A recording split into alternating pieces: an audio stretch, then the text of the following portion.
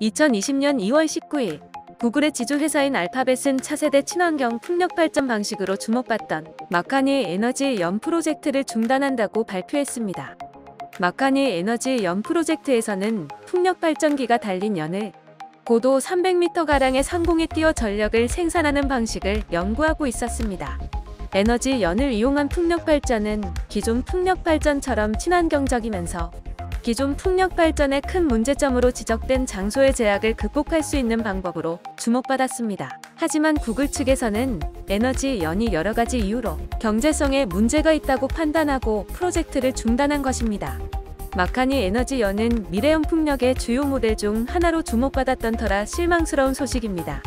마카니 에너지 연의 장점은 무엇이었고 문제점은 무엇이었는지, 그리고 다른 차세대 풍력 발전 프로젝트들은 경제성 문제를 어떻게 극복하고자 하는지 자세히 알아봅시다.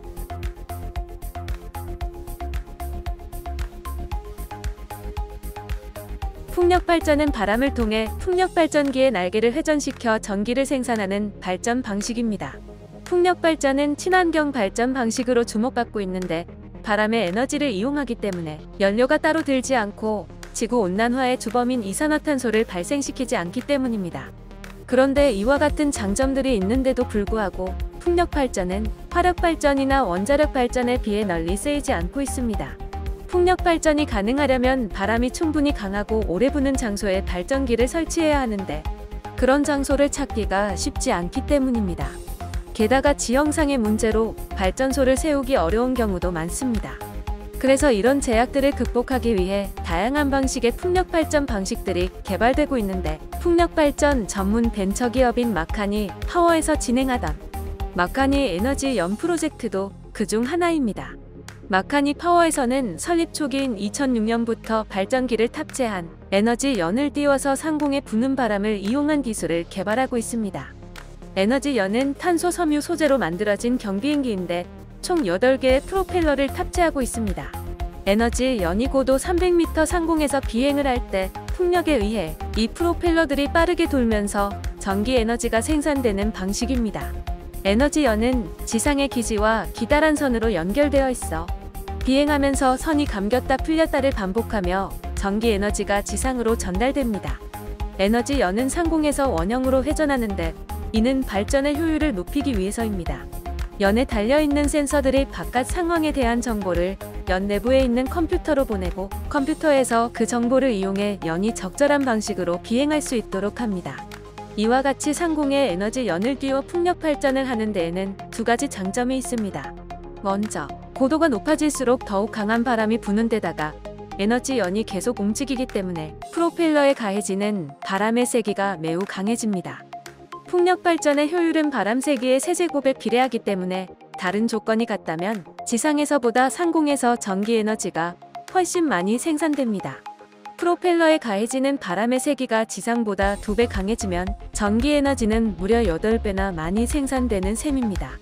그리고 지상에서 바람이 충분히 많이 불지 않거나 지형 탓에 발전소를 세우기 힘든 곳에서도 풍력 발전을 할 수 있습니다. 풍력 발전의 중요한 문제였던 장소의 제약을 극복할 수 있는 것입니다. 에너지 연의 장점들에 주목한 구글은 2013년에 마카니 파워를 인수했습니다. 구글은 데이터 센터 등을 운영하는 데에 드는 막대한 전력을 전부 친환경 에너지로 충당하겠다고 선언한 바 있는데 마카니 연을 이용한 풍력 발전이 전력 공급에 효과적일 수 있다고 판단했기 때문입니다. 구글의 마카니 파워가 인수된 후 구글 측의 전폭적인 투자로 에너지 연 기술은 크게 발전했습니다. 구글 인수 전에는 겨우 20kW급의 풍력 발전이 가능했는데 구글 인수 후 600kW급의 발전이 가능해졌을 정도입니다. 하지만 이 정도의 발전도 구글의 기대에는 미치지 못했던 것 같습니다. 구글에서 마카니 에너지 연 프로젝트를 담당했던 아스트로 텔러는 다음과 같이 말했습니다. 많은 요인들을 고려한 결과 에너지 연을 충분히 경제성 있게 만들기 위해서는 우리가 원래 기대했던 것보다 훨씬 오래 걸리고 리스크가 클 것이라는 결론이 나왔습니다. 마카니 파워의 포트 펠커는 다음과 같이 말했습니다. 완전히 새로운 종류의 풍력 에너지 기술을 만들어내는 데에는 기술적인 문제뿐만 아니라 사업상의 문제도 있습니다. 기술적인 면에서는 큰 발전이 있었지만 경제성을 확보하기에는 멀었고 리스크도 큽니다. 결국 구글 측에서는 마카니 에너지 연 프로젝트에서 손을 떼기로 했습니다. 기술이 크게 발전했음에도 불구하고 시장성이 충분하지 않은 이유로는 지상에 세워진 풍력 발전기의 효율이 더 크게 개선되었다는 점이 뽑힙니다. 풍력 발전은 발전기의 프로펠러가 길어야 발전량이 증가하는데 최근에는 지상의 프로펠러, 지름이 100m를 넘는 초대형 풍력 발전기가 세워지기도 했습니다.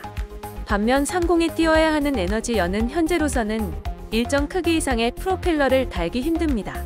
게다가 에너지연이 추락하거나 비행기와 충돌할 위험성도 있으므로 안전장치도 따로 개발해야 합니다.